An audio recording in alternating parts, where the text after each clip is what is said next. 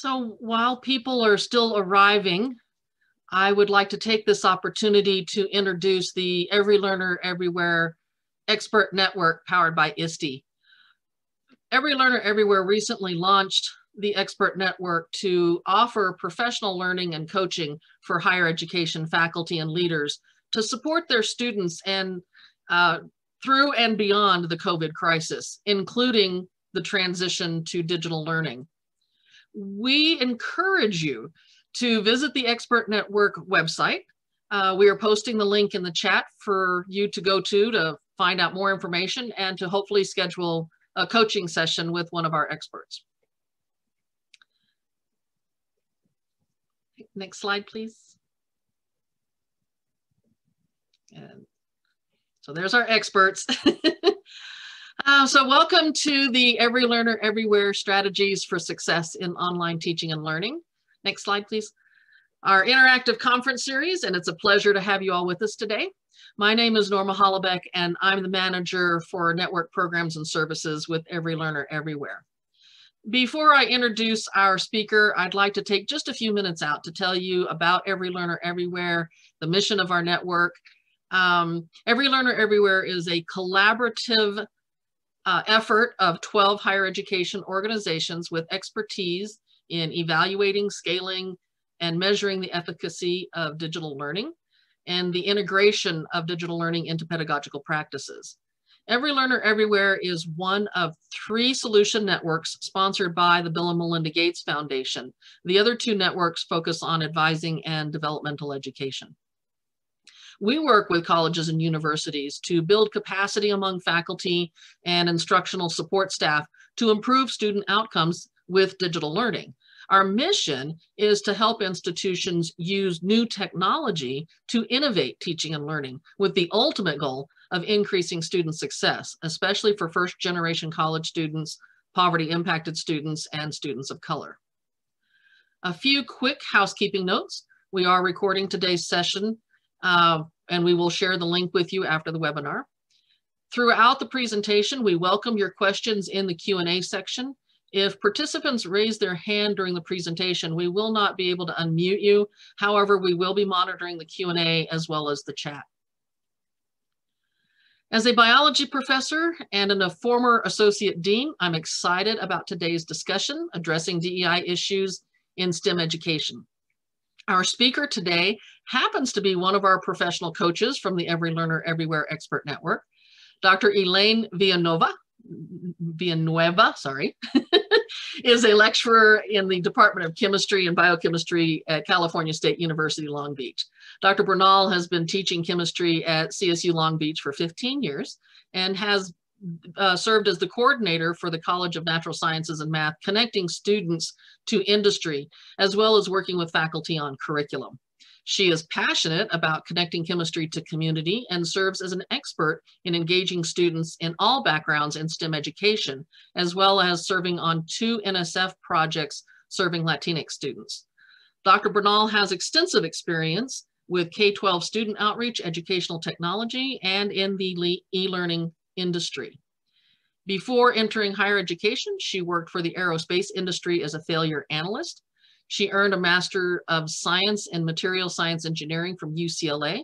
Dr. Bernal earned a Master of Arts in Educational Technology and Media Leadership, as well as her doctorate in Educational Leadership from CSU Long Beach. Dr. Bernal? Norma, thank you for that wonderful introduction, and everybody, thanks for having me. Again, my name is Elaine Villanueva Bernal, really happy to be here, spend time with folks and talk about how to connect climate justice and STEM education. I think often what happens to, and what's inspired this talk is that a lot of STEM concepts tend to be taught in isolation and not really connected to what's really happening out there, especially when it comes to climate justice and environmental justice. Okay, I'm like clicking.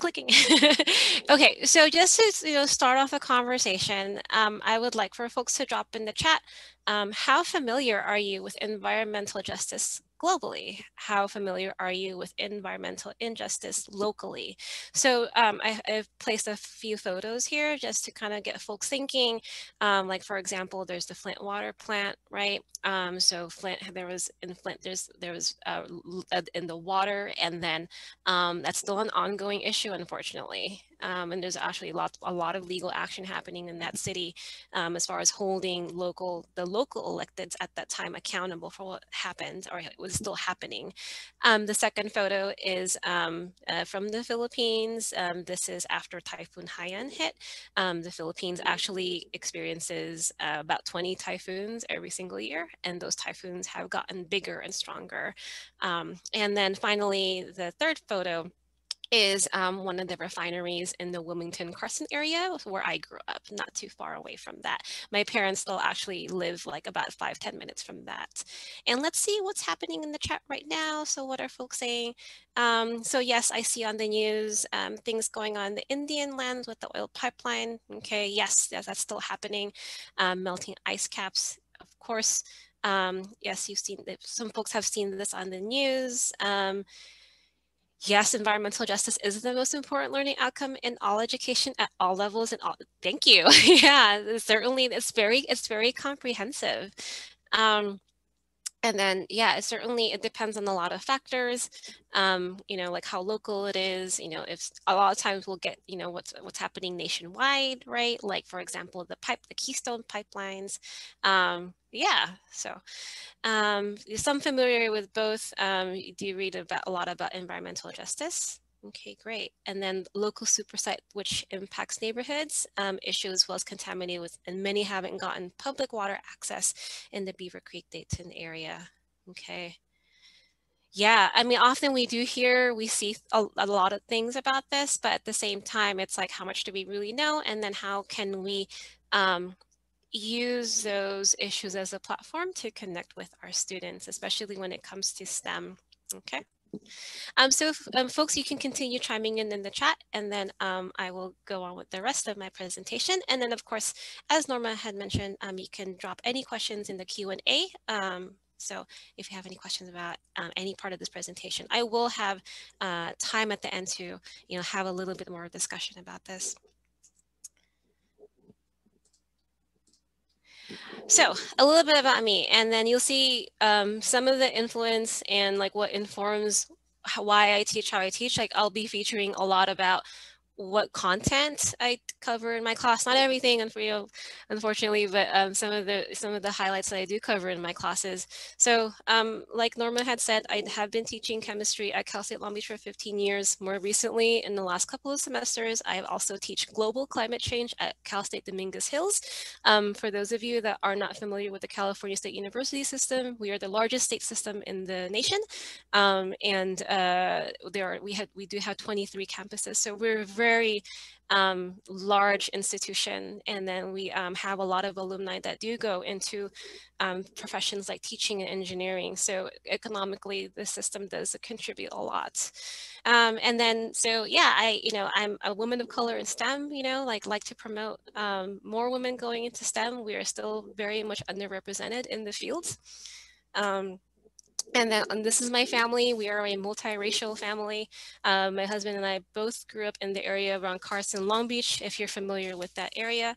My husband is of African-American heritage. I'm Filipino and a little bit part Chinese. Our children are multiracial. So a lot of that certainly informs as far as like, why is it that I think about especially science and environmental justice issues from a race and equity and access issue, right? Inclusivity issue, because we certainly grew up in these neighborhoods where a lot of the area was affected by by air pollution, by water pollution, right? So we grew up with smog alerts, as early as like 3rd and 4th grade. I still remember those. And then I do a lot of well, pre-pandemic. It's funny how you have to say pre-pandemic now. So I do quite a bit of work with middle school and high school, some level elementary school STEM outreach, especially with our Latino population, our Filipino population. So a lot of like historically underrepresented groups here, especially here in Long Beach, Carson, Los Angeles area. So these are students from that were hosted by our college access for migrant students program. Okay, so our camp program, and we did some battery. We built batteries, for an afternoon. So that was really cool to do. And I love I love working with students to do activities like this, because the feedback that I've gotten, especially from my own students, teaching at Cal State Long Beach and teaching at Dominguez Hills, I have a lot of students that grew up in the same community that I did. So it's really wonderful to connect with students at that level. Like, yeah, we grew up in the same area, and I am here, teaching in higher education now. And I'm pretty active with the community as far as advocacy and in my activism. Right, so the first photo, no chemistry, no beer. So, it's kind of fun. But this is the March for Science in 2017. We had over 1,000 people show up just in Long Beach to March for Science and create awareness, especially in the advent of the Trump administration at that time, and there was so much anti-science that was just really coming down the pipeline. The other photo, that's me and several grassroots organizations in front of the Philippine consulate, advocating for human rights in the Philippines. This is certainly I think this is actually can be like another seminar, but the U.S. We have a lot of U.S. taxpayer money that does fund a lot of state and military violence in the Philippines, unfortunately. But I'm happy to answer more questions about that, maybe offline. So a little bit where I'm from. This is Cavite City, Philippines, and I am in that little tiny peninsula right there that's highlighted in like the red outline. And the reason why why I wanted to highlight this is that Manila Bay here is actually experiencing sea level rise 4 times faster than the rest of the world. So, when I speak about climate change and, climate justice, it certainly impacts me from a very, on a very personal level. I mean, this is where I was born, and then again, like, and not just with where I'm from, but for a lot of folks in, island nations and coastal communities, like there's a danger of like losing homes. And then just tying it back to Carson, California. So you saw this this photo earlier. This is one of our, there's I think at least five major refineries that are in Carson, Wilmington area right now. This is Marathon Oil, I believe. And actually this company had a couple explosions over the last few years actually. So wanted to highlight that as well. So again, a lot of like as far as what I'm going to show, it's really informed by my personal experiences, lived experiences in these communities. And again, just parallels, being Filipino, having an African-American husband, and my multiracial children, there are parallels between what's happening in the Philippines, what's happening with the Filipino community, what's happening with the Asian community, what's happening with the Black community, right? As far as, pollution and climate justice and environmental justice. So the photo on the left is Reverend William Barber, and then the group that he's with is advocating for environmental justice in what's called Cancer Alley. And I'll talk a little bit more about that later in the presentation. But for now, just know that Cancer Alley is this about 150 mile stretch of petroleum companies, so plastics, chemical companies, right, that are that run along the Mississippi River, and so many communities are being affected by what's being produced in these manufacturing companies. And the photos on the right, those are from the Philippines again. Actually, the top one is from not too far away from where I was born, in Cavite. So there's a lot of plastic pollution, and on top of that, typhoons, and also things that are related to climate change. And on top of that, we do have a lot of human rights advocates, rights advocates and lawyers that are being killed because of their work with environmental justice. So those are those photos. So again, what's happening as far as what's happening in my native country and then here in the United States, there's so many parallels when it comes to Black Lives Matter as well as environmental justice. Okay, so stemming from climate justice, like how do we make those connections? How do we start to make those connections? So one of the things that actually I just covered this again with my students. So one of the things that we cover in my Chem 100 class, and just to give a bit of a background about what I teach chemistry for non-science majors. So I get everybody. And then so I get the arts majors, I get the fashion majors, I get the business majors. So I've had to design my class where it's really accessible for everybody, where everybody can relate to this no matter what background they're coming from. All right. So one of the activities that we do, and I think there should be a link on the chat at this time, is we talk about the state of the air, in California, where they're from. And then students learn like, wow, there are a lot of what's called red alert or orange days, right? As far as, having high levels of ozone, high levels of other pollutants or particulate matter in the air. And then so that kind of makes students, our learners think like, oh yeah, chemistry isn't just looking at molecules and all these little particles. We're literally, using this as a platform to look at the environment around us. So, and then, we talk about smog, how that works, right? Because at the end of the day, in chemistry, we're literally just counting all these particles. And then, so I try to make the connection with what this phenomenon is, right? Like something that is happening in real life, and then drilling down to see what the chemistry of it is. And we talk about, of course, like locally what's happening, right? How pollution affects these regions here.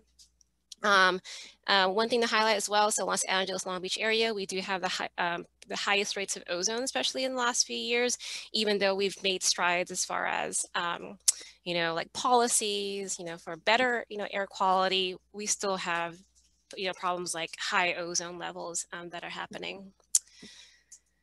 Okay.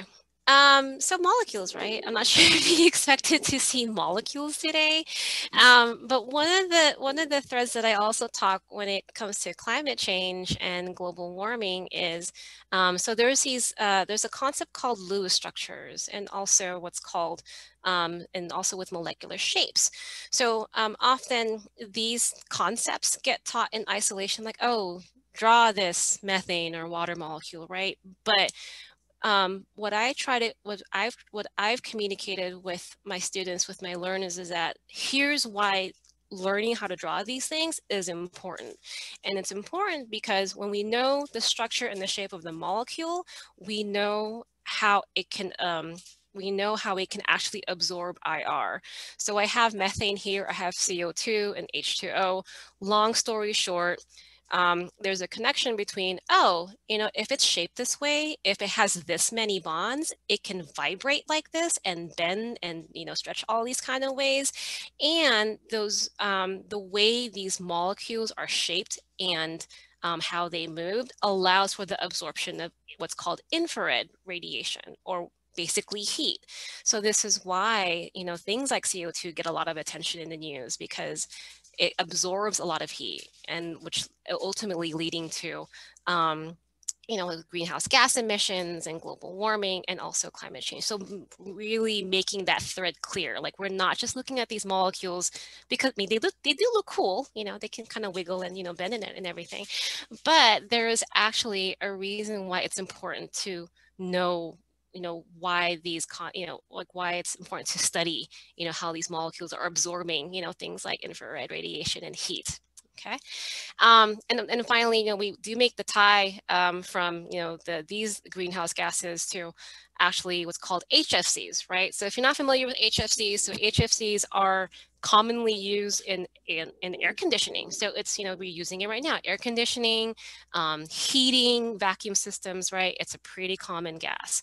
But what's happening with that is that these are really also strong greenhouse gases. Again, we're not just looking at these, cool structures of molecules, right, and trying to memorize them.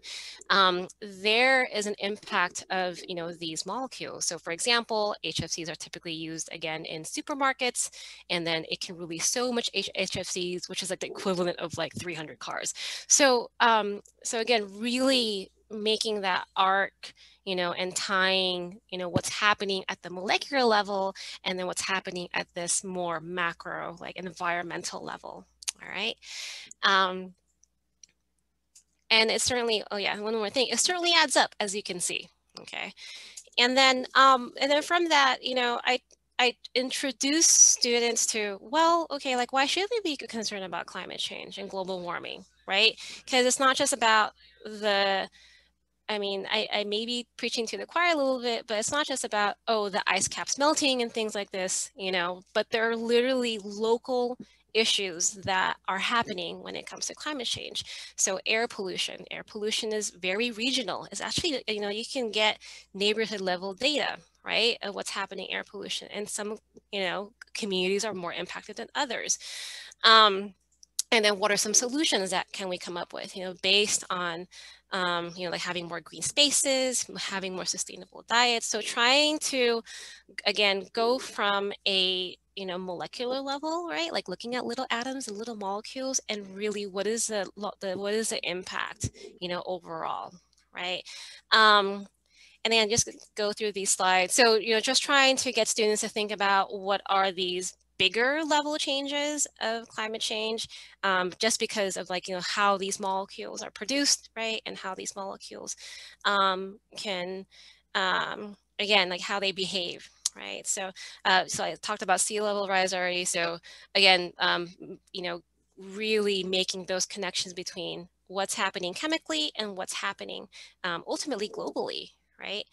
And again, so some examples here. So, climate migration, right?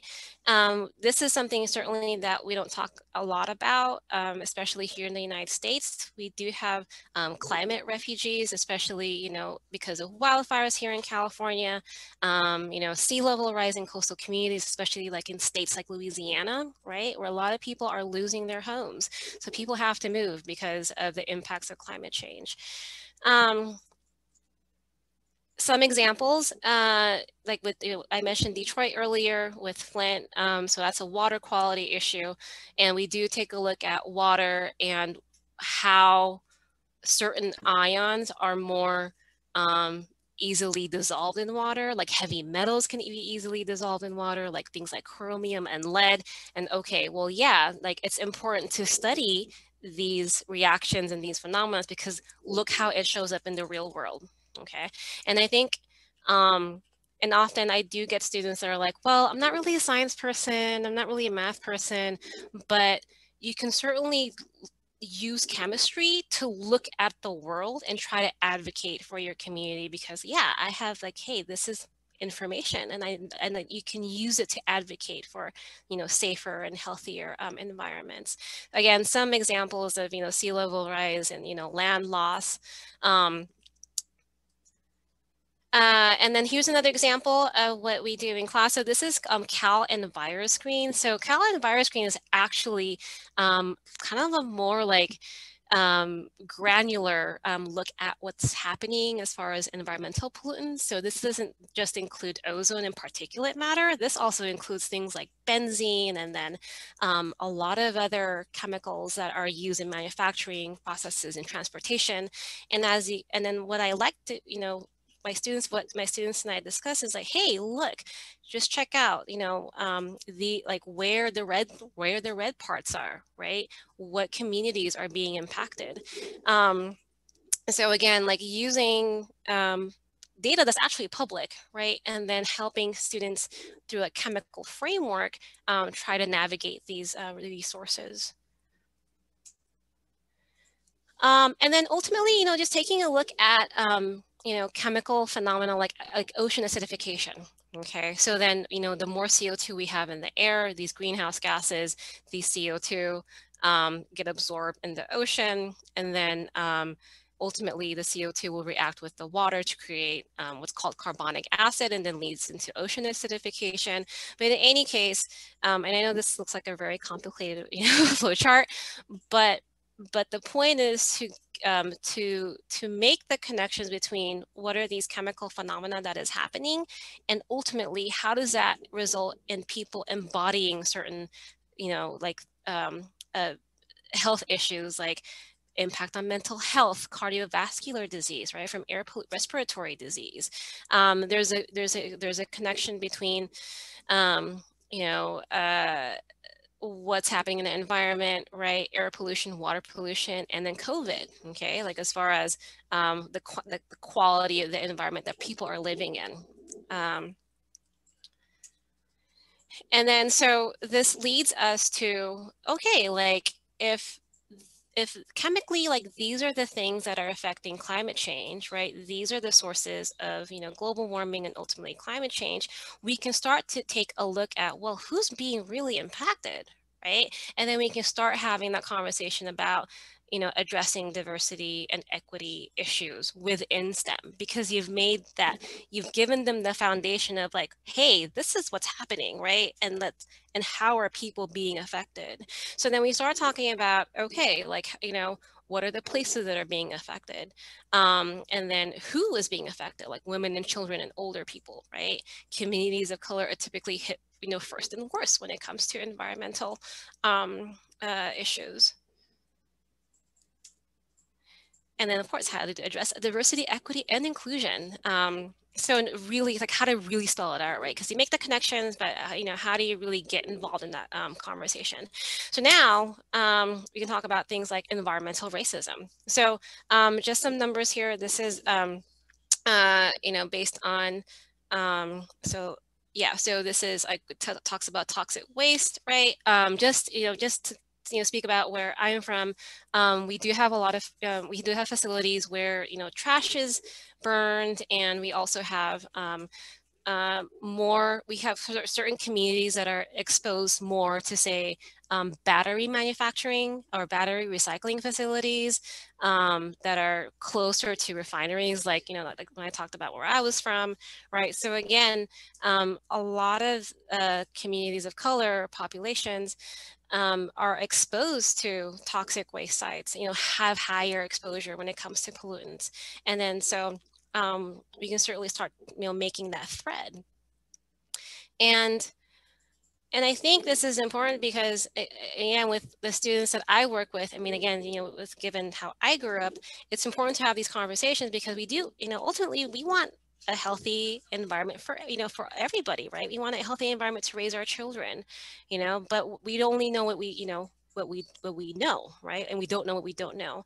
And I think what happens too is that when it comes to environmental justice, like, what some folks said earlier, like, yeah, you kind of hear about it, but you don't know too much about it. And it's really important because of this. So what happens is that socioeconomically disadvantaged groups, so they're not only more vulnerable to the effects of climate change, again, being hit first and worst, but as far as having a say, as far as like, wait, how can we make our, community healthier and better, right? There's less access for folks of color to green jobs, to, having clean energy, right? So again, that's where the importance of like having that STEM foundation, right? And then tying it to, environmental justice advocacy, that's where that really comes in, okay? Because again, it's about access of information.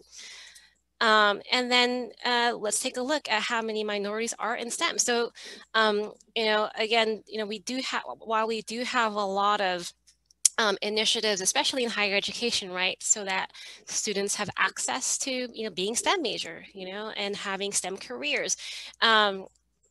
people like Black, Indigenous people of color are still pretty much underrepresented in STEM. So that's another issue when it comes to addressing, DEI issues in STEM as well. So representation, how people are affected, right, and environmentally. And then also there needs to be a shift in conversation as far as, when it comes to environmental concerns of minority and low income Americans.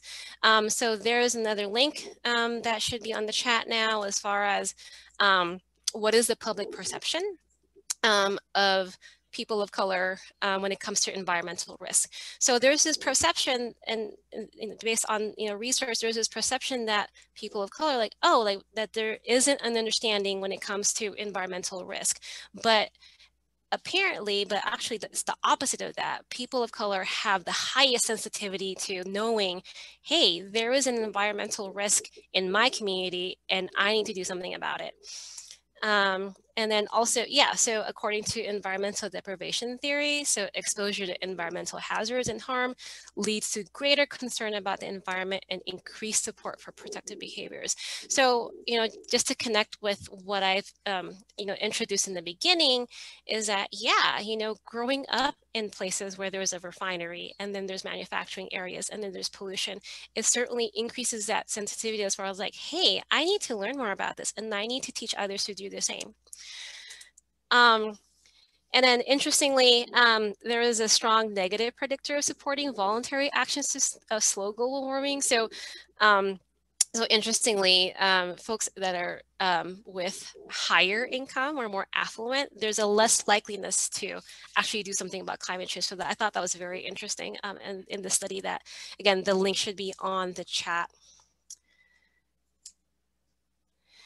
And then ultimately, we do want to develop messaging that accurately reflects and portrays diversity in income and education levels. So, and then in the study too, what you'll see is that often there's an association between, the people who are, advocating for environmental issues, especially DEI issues, is, mostly white or educated, but we really need to shift the conversation that it's everybody that really, that we need to have diverse opportunities in this conversation, that it's not just limited to so many people. And again, it connects back to what I mentioned with my students before, as far as like, oh, I'm not a science person, oh, I'm not a math person. But the thing is, if you're looking at environmental issues in your community, that is science that is happening right there. Okay. What I tell my students often is that science or chemistry doesn't just happen in the test tube, it's everywhere. All right. And then so in being more connected to those concepts, I think it empowers students as far as like, oh yeah, I can talk about this because it relates to my community. And speaking of which, how to connect this to the community. So I do talk, and then so thanks to, I think if there was a few folks that mentioned the Native American lands and the pipeline issues. So the next thing is to, try to, educate students around like, hey, there are organizations that also actually may be local to you that are, trying to resolve, these issues of environmental and climate justice. So this is Water Protectors. That's just an example. This is People's Campaign. So I had mentioned the Cancer Alley before. So this is the chemical corridor here along the Mississippi River. So you have, corporations like Dow Chemical and BASF, so Shell, right? So they have a lot of these emissions and, chemicals that are going into the water, into the soil. So then you have folks like Poor People's Campaign that are advocating for companies to, stop what they're doing. I think one of their most recent victories is there's a plastics company called Formosa.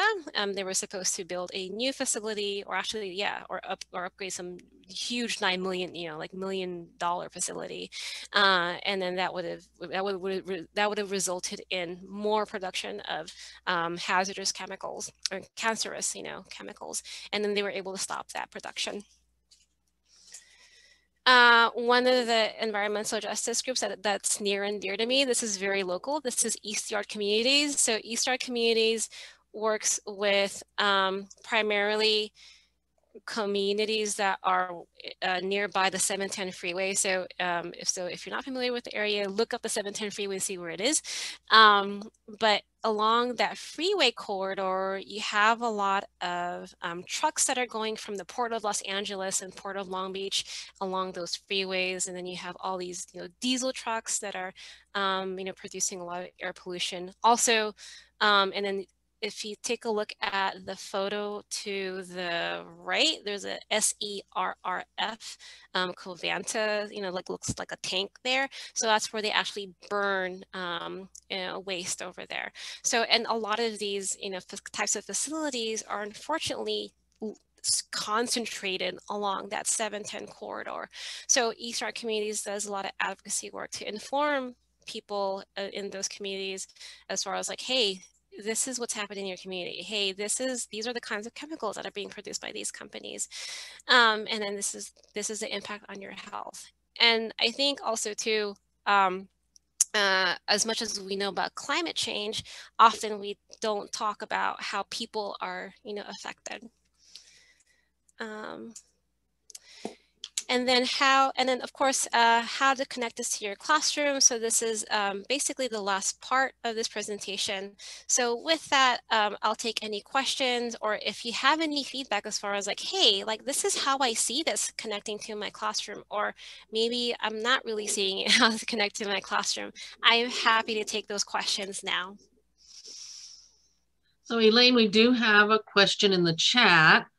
The question is, so from one factor, as politicians and policymakers achieve higher incomes from PACs and other sources, how do we sensitize them to the issue of climate justice and encourage our students to advocate as well? What comes to mind immediately is connecting with politicians who are not necessarily associated with PACs. So for example, I actually have some news. So I'm not sure familiar if people are familiar with this process. So there's, so I just won a seat as a delegate for the California Democratic Party, and several of us ran on progressive platforms or progressive seats. So one thing to do is to connect with political leaders or community leaders who are not necessarily connected with PACs, because those are the folks that that will understand like, hey, like we need to get away from oil and gas, right? Or get away from oil and gas money. And, those are the folks that are sensitive to, some of the issues that I talked about. Because often, yeah, it is hard to kind of get, so people who are supported by PACs, it's hard to get their attention or help them see the value of, hey, this is why we need to look at, progressive platforms as far as, especially when it comes to alternative energy, right? I hope that answers that question. So we have another question for you. When you're trying to connect this to your students, what kind of active learning do you engage them in to get them to really take in this subject? The state of error actually helps. So having them look at data, and then how as it relates to just down to their zip code or their region. So that's one way to get students involved. I haven't done this since we went into safer at home orders, but we used to do water testing for the drinking fountains on campus. And actually 1 year we had a positive hit for lead for the water on campus, which led to the campus changing all like 130 drinking fountains into, like filtered water, the fancy hydro stations, right? So we have that.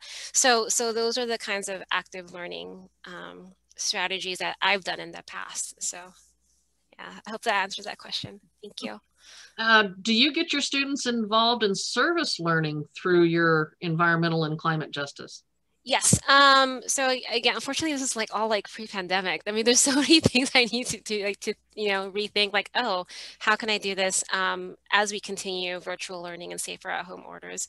But one thing I do want to introduce again is that I had my students look at, actually, let me put this on the chat here. So it's called purpleair.com. I think that's the link. If it doesn't work, let me know. But yeah, Google purpleair.com.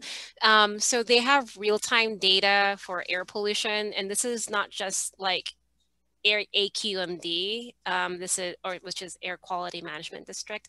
This is also EPA data. This is also data from the Coalition for Clean Air data. So there's several sensors that are available through this platform.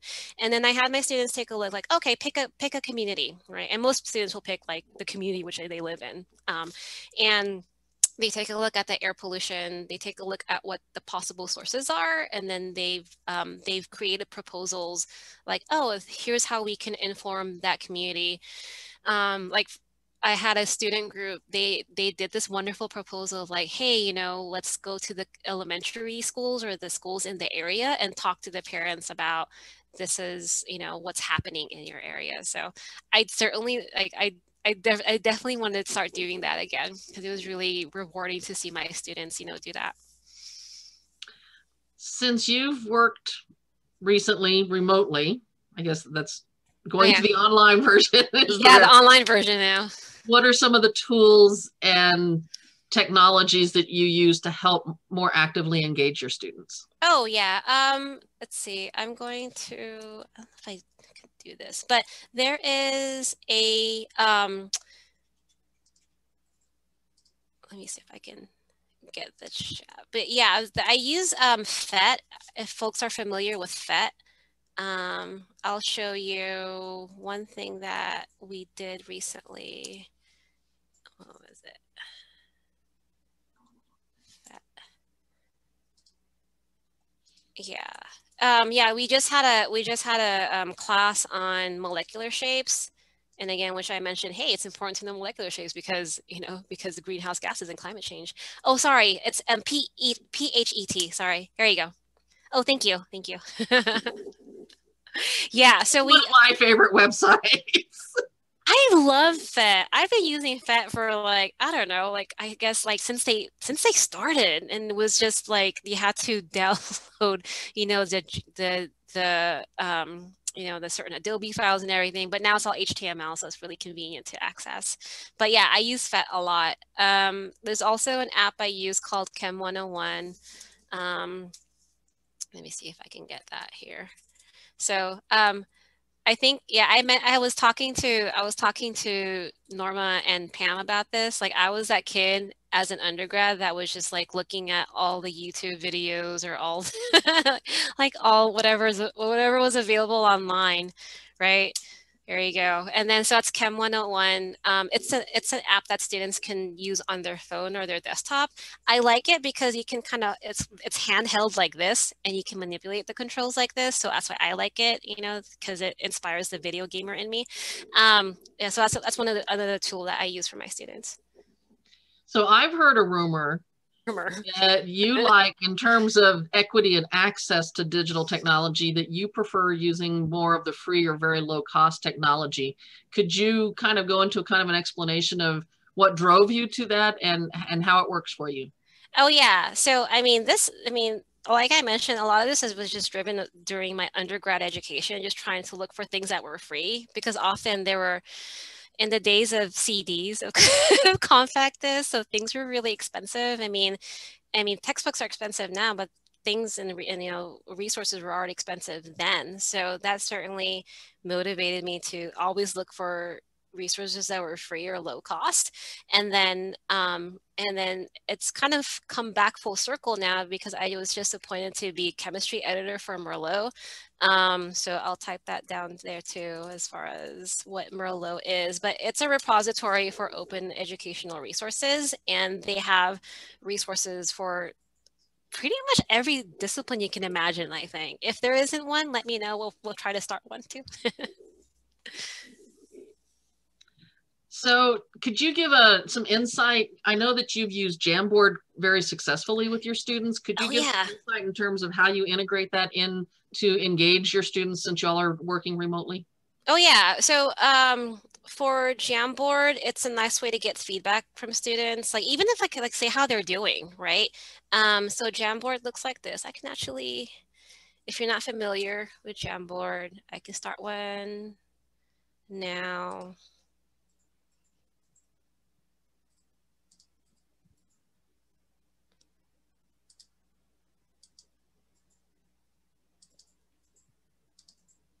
Let's see. Editor. Okay. All right. So I'm going to drop a link.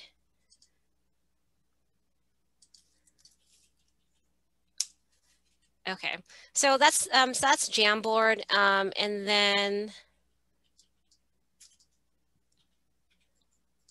When you put your links in, could you put it to panelists and attendees? oh, sorry. Okay, I'll do that. Silly Zoom. Okay. Oh, I can only do it for all the panelists for some reason. I can't do it. Oh wait, hold on. Just kidding. There you go. Wow, drop down. Okay, so that's the Jamboard. And then you can kind of play around that if you like.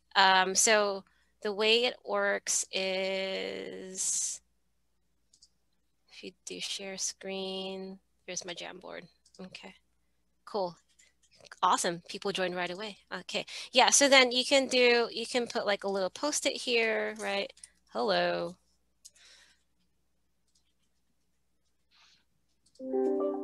And then you can post a question to your students.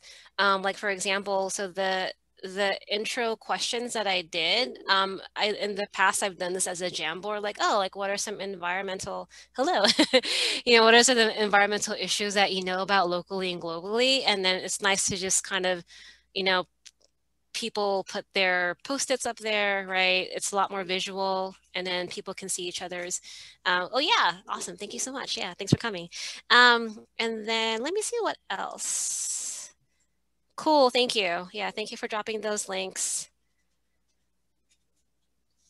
Yeah, so I like Jamboard. There's also some other apps like Miro or something similar where you can make these really huge Jamboard-like activities and have students give their feedback. Yeah, you can really go go to town with this. So. And how do your students respond to using Jamboard? Do you get a lot of good feedback from them and thanks for paying attention to me? Or yeah, I do, because the thing is, I think since it's to some extent like more kinesthetic, like you're actually like having to drag things around so that people can see each other's feedback. I do get good feedback from my students as opposed to like the chat, right? So how do you, when you do get those students that are like, I'm not a science person, and they just kind of become the wallflower, and you really want to engage them, what do you find works best to get them from being intimidated by the science and from being that very passive, quiet learner? What I do find is that, so I do use discussion boards in my class where it'll typically sum up maybe like 4 chapters that we covered so far. So we currently have a discussion assignment that touches on the first 4 chapters we've covered in the semester. And then I'll usually ask them a question that is beyond the textbook, beyond what they learned in lecture. So for example, because we just talked about climate change, right? So I asked them about a question on climate change, about what are some steps that we can take, right, based on the information that you learned in the last few chapters. So, so I like discussion boards because it gives folks that are typically quiet, right, for the opportunity to, be able to say something. Do you have any inventive ways and innovative ways that you deal with discussion boards? Do you do post firsts? Do you do fish bowls? Do you do some of the other ways just to get them to not always just have to post once and forget about it? Oh yeah, I post so I'll post yeah, I'll have the prompt, and then students need to do their original post, and then they also need to respond to someone and not just like agree with them, but like, hey, like I ask my students, like, how are you moving the conversation forward? So that's something that, you know, I encourage my students to do as part of their grade.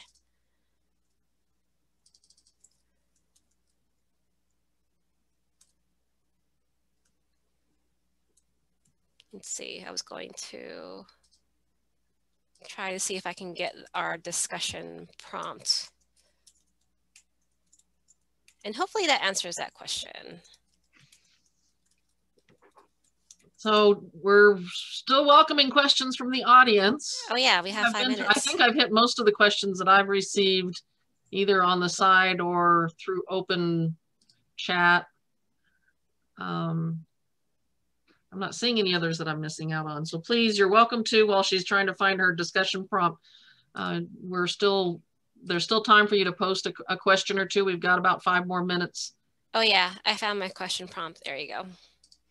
So yeah, so this is my, this is their first discussion assignment. So, because one of the things too that we initially talk about in this class is looking at or starting to think about chemistry through your portable device. I mean, what better way to talk about chemistry than your cell phone, right? And all the things that go into it and all the resources that go into it. So then, so I asked them, like, well, now that you know how your portable device works and where it's made from, you know, think about the environmental impact of making just one phone, or even just having a phone that lasts for about 2 to 3 years, right? So, and it touches on all the chapters that they've covered so far, including air pollution, including you know, carbon emissions and climate change. So it touches on that. So it gets them to think like, hey, I think it gets them to summarize what they've learned so far and think broadly about what the impact is of something like, say, a cell phone. And how do you have a problem with the student? I mean, I have had this where students post the very bare minimum. How do you encourage them to be more active? Do you use a rubric, or do you drive them in other ways to be more robust in their responses? I typically just ask questions like, well, I like that you said this, but have you thought about, you know, it's always like, hey, have you thought about this? Oh, okay. Well, you know, what about this? Right. So I'm always like, what about, you know, get students chatting. It's always fun to get them chatting. And then when you can't get them to stop because they're so excited, that's the fun part. It's like, okay, we do need to go on to the next subject. Okay.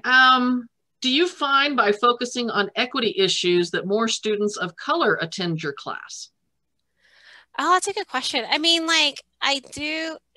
The thing is about Cal State Long Beach, it is a Hispanic serving institution. So I mean, even yeah, I already do get a lot of diverse representation in my classes. But yeah, that's a good question. I don't know what its current demographics is in my class. But I have, you know, encouraged, I mean, I have at least gotten students to, at least from based on feedback so far, gotten students to think, oh, I can have, you know, like maybe a job in environmental justice, or maybe like pursue, you know, career in environmental justice. I have gotten that feedback so far. Another question, I guess question, but it's affiliated more with the presentation and not on the focus of the webinar, such as being certain to focus on the pros of dams versus the cons of EVs, drilling of materials, and the cons of nuclear energy. Let's see. Oh, like I mean, is the question, I mean, are you asking if I cover that? Because I do cover that in my class. The question's in the chat if you want to read it better than me. Okay, wait. Yeah, okay, so such as being certain to focus on the pros of dams. Yeah, I haven't talked about dams, but I do talk a little bit about drilling for materials in my class, and then also like pros and cons of nuclear energy, pros and cons actually of different types of energies. I feel like I'm pretty pro solar in my class. I'm pretty pro alternative energy. But yeah, we do talk about things like, you know, like nuclear energy and what are the pros and cons of that. Have you noticed a trend in students pursuing STEM because of environmental justice, DEI, etc., or does this interest tend to come after they enter the classroom? Yeah, that's a good question. Anecdotally, it seems like more and more students are, you know, going into STEM because of environmental issues, but it's not nearly as much as like I want to go to med school. Like we have so many students that want to go to med school. Well, I mean, at least in my class, because my class is for the non-science students. You know, I haven't really seen as far as like, well, I want to use this major to, maybe pursue environmental issues. Like I haven't seen a lot of that. I find it interesting, the question on the dams, you're coming from a chemistry background, so you tend to lean more on the environmental things towards the chemistry stuff. When I teach environmental science, I go into the dams really a lot. I'm like, what's the pros of having a dam? What's the, the reservoir, what does it do? Creating habitat, destroying habitat. So it's really funny to see it coming from a chemist versus a biologist, how you approach the whole concept and everything. So I find that interesting. Another question, do you think regardless of the course subject material, professors should do a better job of highlighting equity issues? I think so. I think pretty much in any subject you can start to highlight equity issues, whether it's in the liberal arts. I mean, easily you can think about like, well, what is the representation of what is the representation, say, of Black, Indigenous folks of color, right? And within this discipline. Higher education, I mean, from the get-go, it tends to be very male and very white and also very old, especially in STEM. But you can certainly address those issues, across any discipline. And I think, like for me personally, I think it certainly makes teaching a little bit more rewarding because these are issues that I care very deeply about, and then that I can connect it to my discipline, and connect it to chemistry. But I think, yeah, actually like highlighting that in pretty much any discipline you can, think of, like that would be really beneficial. So I'm not seeing any more other questions. So I would like to thank Dr. Bernal for such a wonderful presentation. We do ask that you take a few minutes to complete our survey for today's presentation using the link that we're putting in the chat. If you've got something else going on right after, don't worry. We'll send the link to the survey when we send you the recording and the slide deck links you'll be getting those on Tuesday. Just as a quick reminder, we do encourage you to visit the Every Learner Everywhere website, our resources page, and the Expert Network page. You can always sign up for a session, a one-on-one coaching session with Elaine or any of our other 6 experts. It is a no-cost service, so we do encourage you to take advantage of that. But I would like to thank Dr. Bernal one more time for her time and her efforts. I would like to thank our participants for attending today's webinar. I would like to thank my backstage production folks for helping keep everything running smoothly. We look forward to seeing you all next week for our live Q&A expert panel on inclusive teaching, and the panelists will also be from our expert network. So we're encouraging you to participate next Friday as well. Have a wonderful day, and we'll see you all next week. Thank you.